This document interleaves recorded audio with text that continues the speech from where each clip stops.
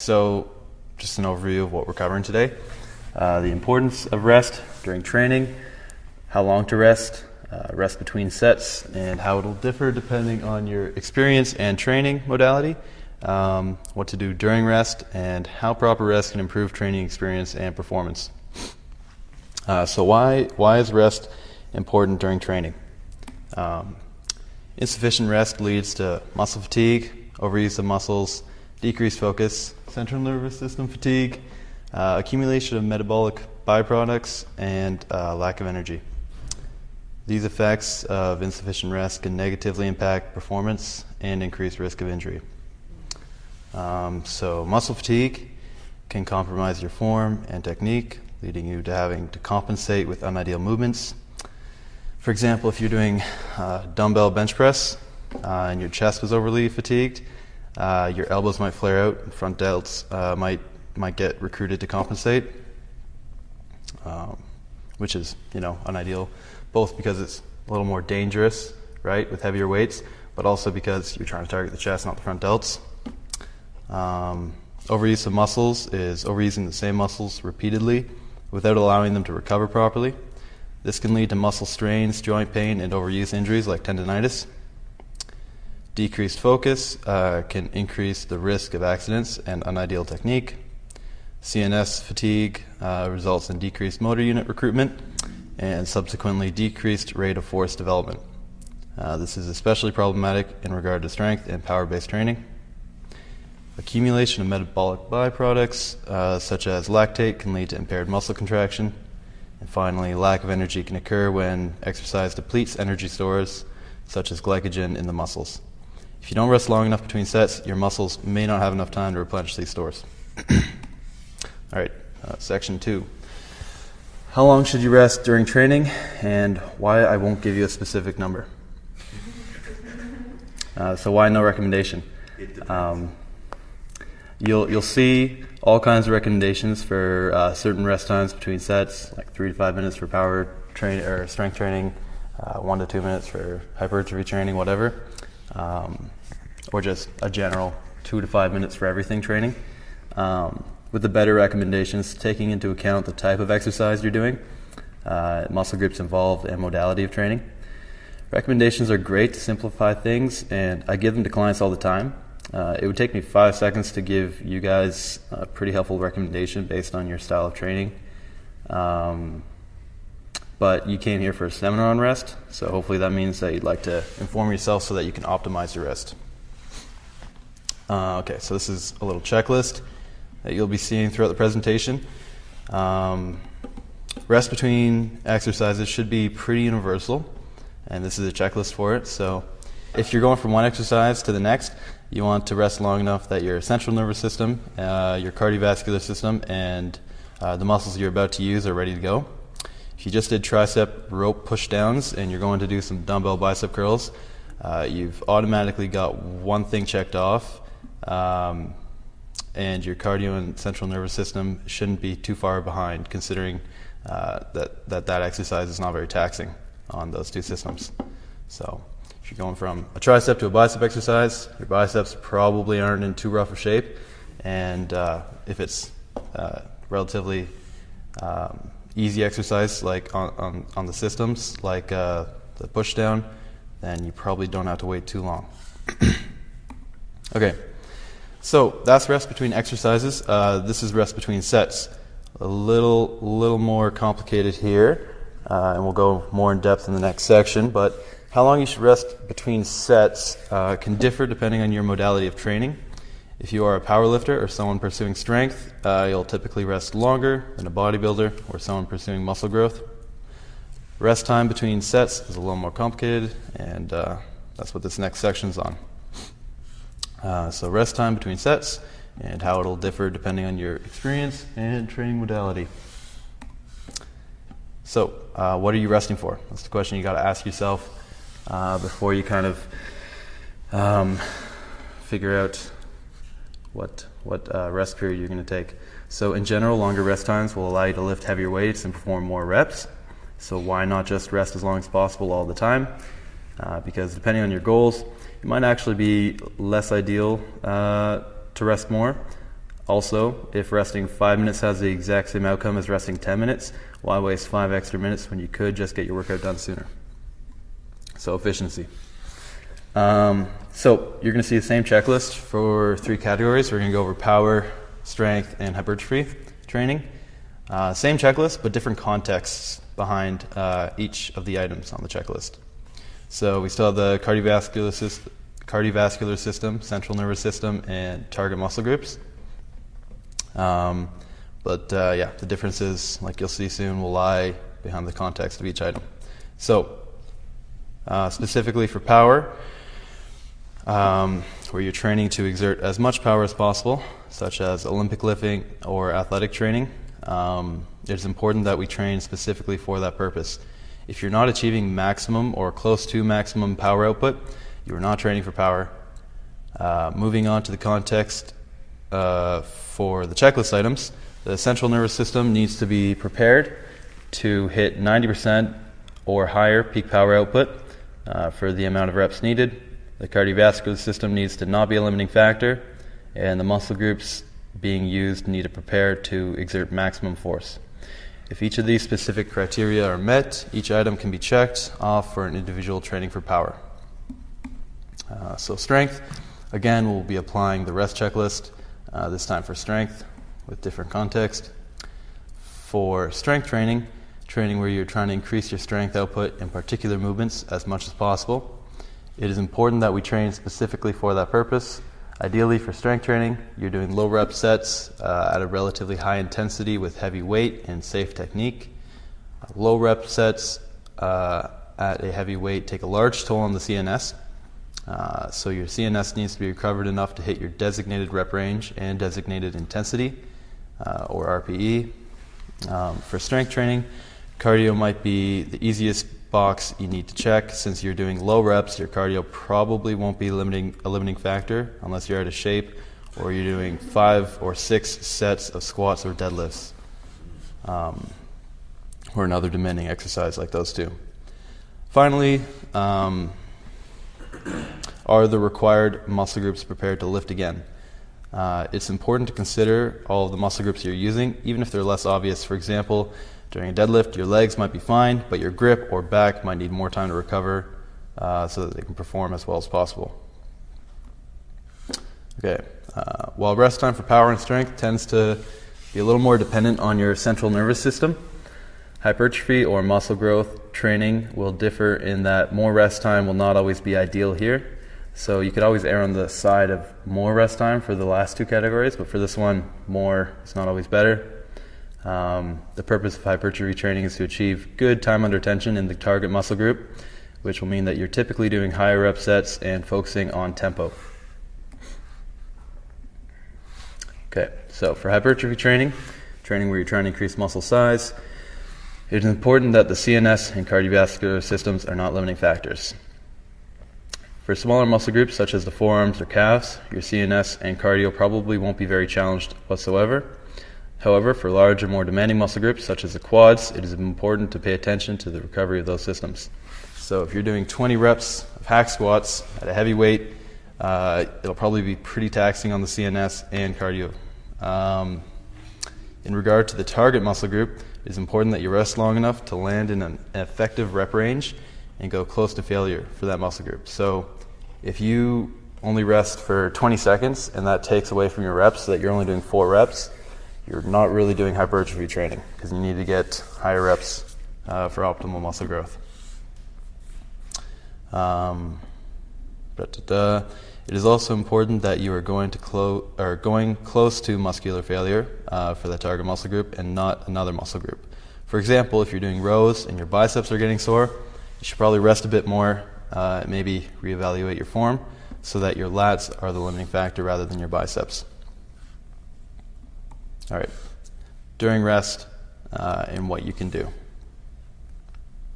What you can do between sets. So there's only one thing I really care about, and that's hydration. Other than that, it's pretty much up to you.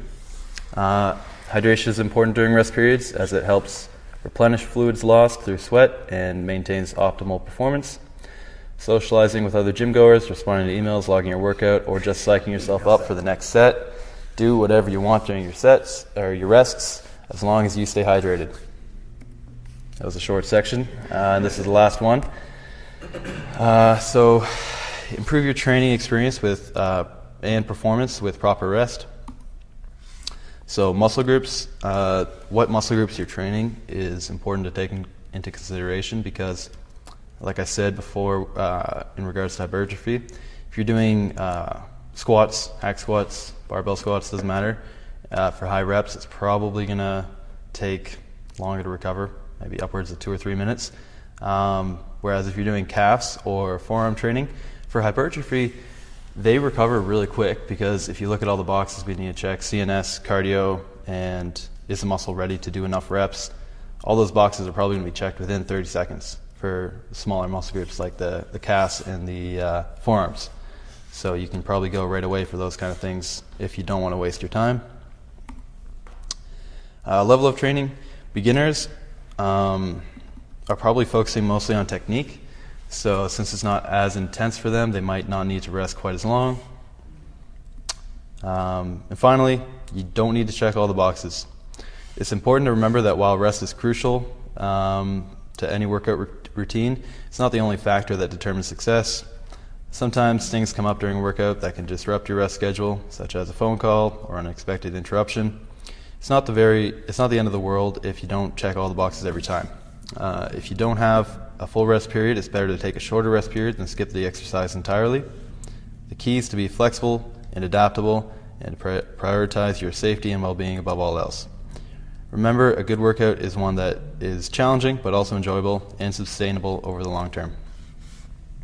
Okay, key takeaways. Rest is important for your safety to perform as well as possible because it allows your body to recover between sets and exercises. Without proper rest, your muscles can become fatigued and overused, increasing your risk of injury and compromising your form and technique. Additionally, rest allows your body to replenish energy stores and dispel metabolic byproducts. By taking adequate rest between sets and exercises, you can ensure that you are performing at your best and minimizing your risk of injury. And rest is a crucial component of any workout routine. Appropriate rest time can vary depending on your goals and fitness level, but by understanding the importance of rest and how it can impact your workout, you can optimize your training and achieve your desired results. That is it. Any questions? So you mentioned different things might affect how much rest you should think about doing. I thought a couple other factors I thought of was age and sex. Yeah, when you're older, you're definitely going to have to rest longer, probably, because all those things recover slower, right? Also, you're probably not going to want to go as intense because if you do, then you'll be laid up in bed when you get older, right? You can't do the same things you could do when you were younger. And for sex, I believe women need to rest longer typically. My experience is the opposite. You'll get women in the gym and they're just like, they do a heavy set of whatever and they're like, okay, next thing right away. Yeah. Like a guy, if he's doing a heavy set of squats, he's conked out for 5 That makes sense because guys probably recruit a greater amount of muscle fibers and therefore have a higher toll on the CNS. Yep. So what if instead of resting, you would flip between, like say doing a superset of training one muscle group and then a different group back and forth? Is that an acceptable way to do it? Yeah, definitely will. That's what supersets are. But you don't want, like I said, you have the checklist, right? If you're going from opposite muscle groups, right, like the biceps and triceps, they do opposite functions. If you're going back and forth between them, as long as they're not impacting the CNS and the cardio system to take away from each other, then completely great. If you're doing something a little more demanding, like, and sometimes this is good if you're trying to challenge your cardio, but if you're doing hack squats and hip thrust, yes, it shaves off some time, but it's pretty taxing. They might take away from each other a bit. So I know there's some bodybuilders will recommend doing the same muscle group in a superset. They'll have like 2 or 3 different variations of a tricep, exercise. Yep. Now, is there any benefit to that? What's the logic there? Yeah, so that's kind of like a whole separate topic that doesn't, I guess it applies to rest a bit, but you said bodybuilders, and that's good because typically powerlifters aren't going to do that same thing, right? No. If you're lifting for strength, you're trying to maximize your power output for one specific movement pattern. For bodybuilders, like I said during those slides, their goals are a little different, and you want to rest for your goals, right? So resting for their goals might mean that you're not resting at all between two exercises of the same muscle group, because that'll maximize time under tension. Maybe they're trying to do some metabolic training, right, where they purposely accumulate metabolic byproducts. That's the type of training that probably you don't want to do too often, but is beneficial sometimes. So, yeah, it could also be because they're pre-fatiguing a muscle group or doing a mechanical drop set. Something I have trouble with is sort of my rest periods when I should be working out and just trying to sort of manage that. I've heard some people who like to work out every day sometimes do rest weeks where they just lower their weight.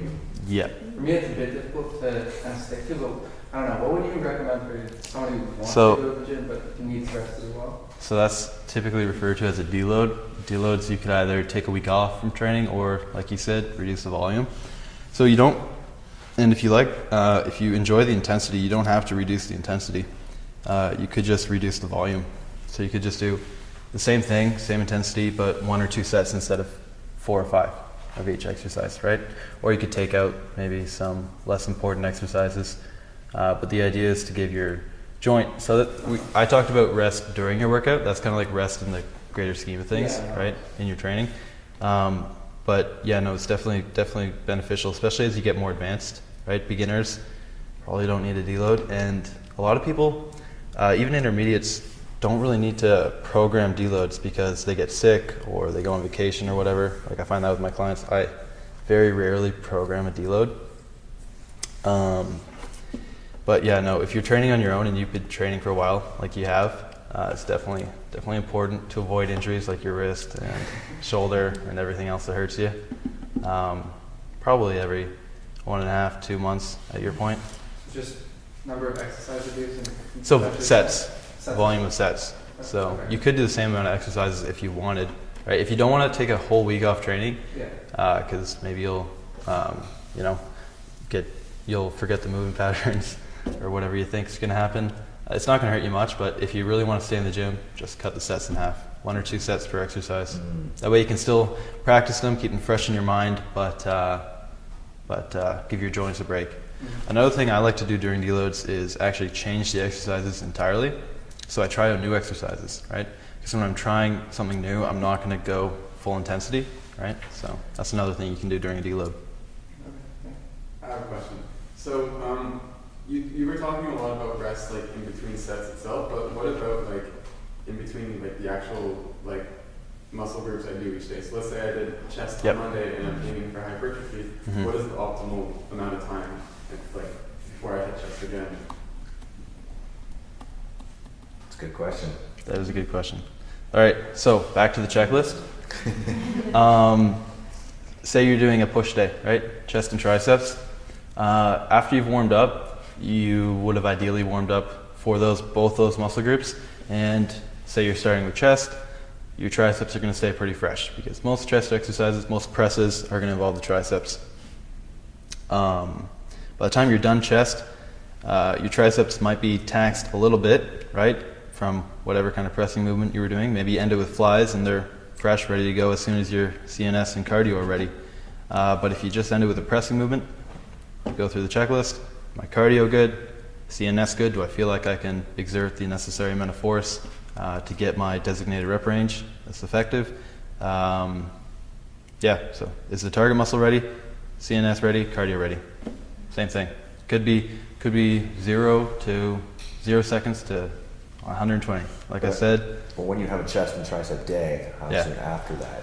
How many days after? Oh, is that what you meant? Yeah, that's what I meant. I thought you meant during the workout. I thought you meant muscle groups, rest between. Okay, so that's again like greater scheme of things, not during the workout. It depends on. You want your muscles. You're training for hypertrophy, so you want them to ideally recover almost fully, so that you can hit them hard again, right? So that could look like one day, that could look like 2 days, 3 days. Depends how hard you train, really, right?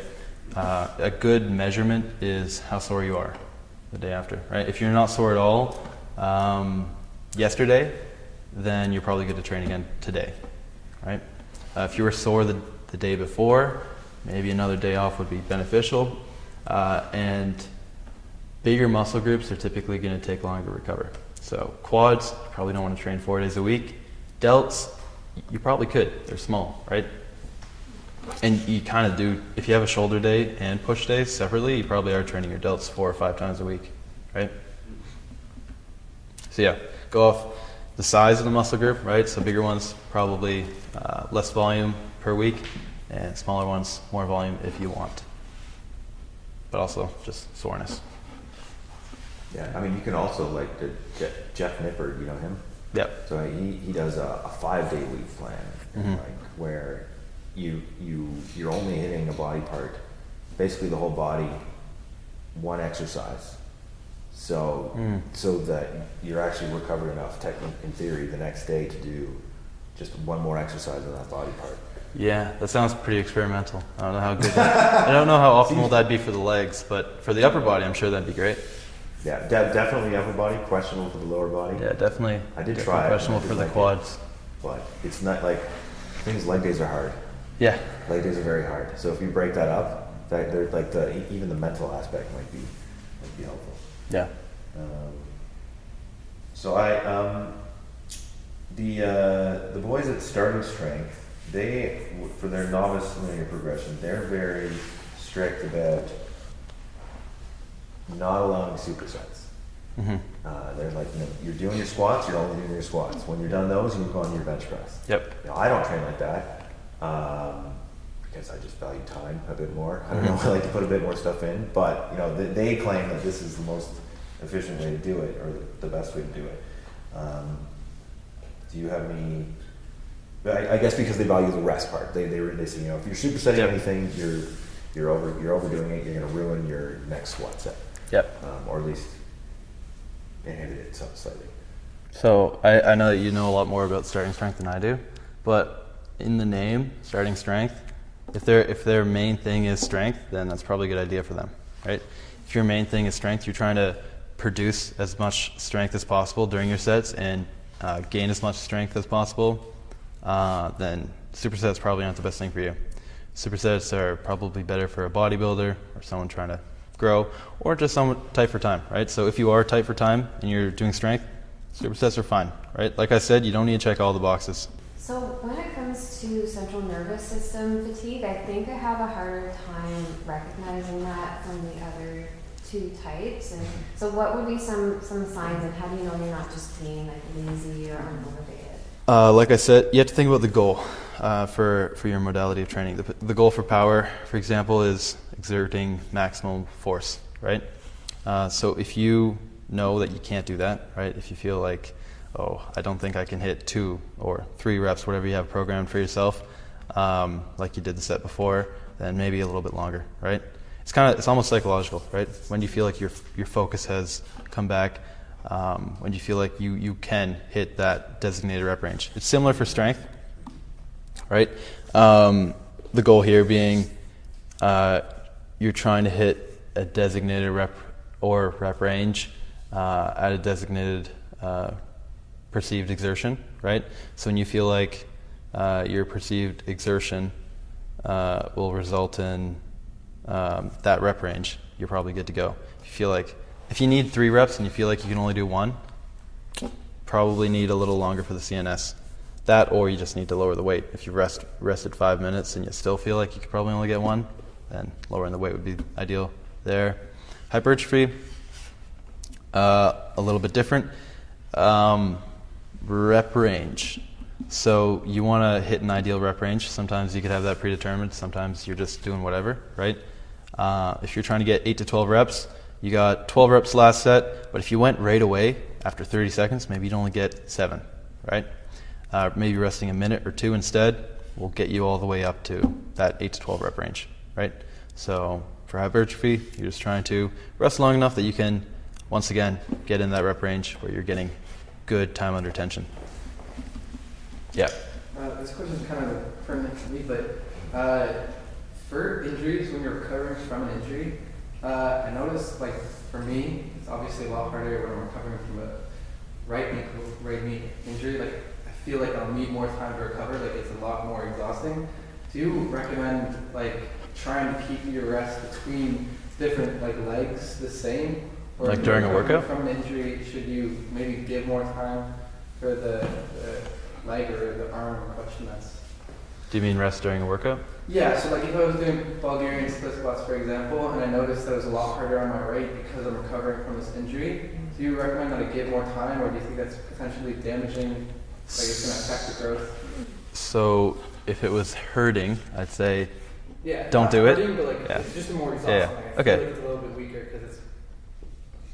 Yeah, I'd say you don't need to rest longer because you want that weaker leg to catch up, right? Yeah.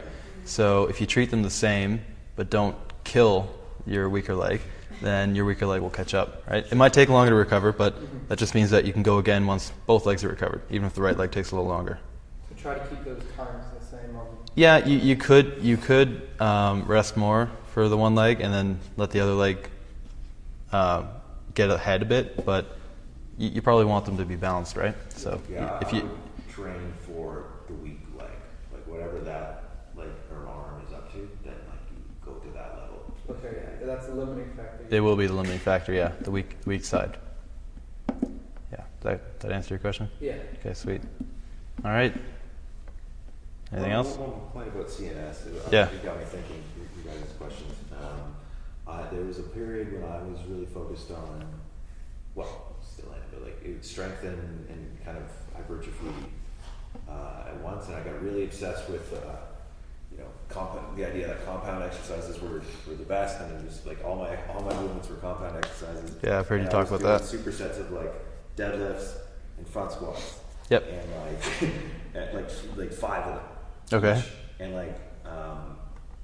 I just remember thinking like, why do I hate this so much? Like, why every time I have a leg day, why do I not finish it? Because I'm way over programmed and way over, especially my central nervous system, right? Because those exercises are really tough on all the joints, all the big muscles that you're using your whole body. Whereas like if I had done a deadlift set with like an ab crunch in between or something, that's a much more sustainable way to do it. I don't need to pack in as much as possible, really heavy, really body intensive stuff. Yep. Once I took that down, I ended up getting better results for me. Yeah. That makes sense. All right, sweet. I have one more question. Okay, I don't want to take too much time. No, go for it. Go for it. In terms of training for rest, for failure, not to rest. Training to failure.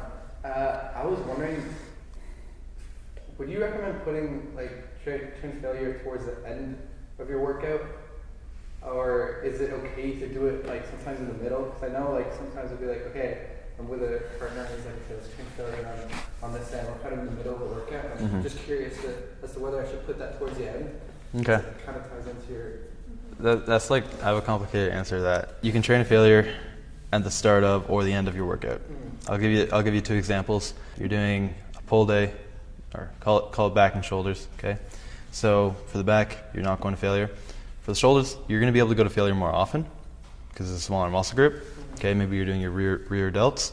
You're probably going to want to go to failure most of the time with those because they're small and often underdeveloped.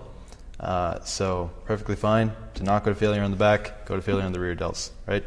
It doesn't need to match up. Whatever you put first in the workout is going to take priority. So if you wanted to prioritize your back, but you're still going to failure on the rear delts, perfectly fine to go to failure with them later. If you're trying to prioritize your rear delts, probably good to put them first, and you're going to failure on those, right? Going to failure earlier in the workout will take away from whatever you have for the rest of the workout, right? You're at 100% when you get into the gym. Everything you do will chip away at that number, right? Even more so if you're going to failure, especially for the bigger muscle groups. Okay. So, yeah, go to failure less for big muscle groups, more for small muscle groups, and doesn't matter whether it's at the start or end. Just matters all that matters is your priorities for which muscle groups you want to grow most.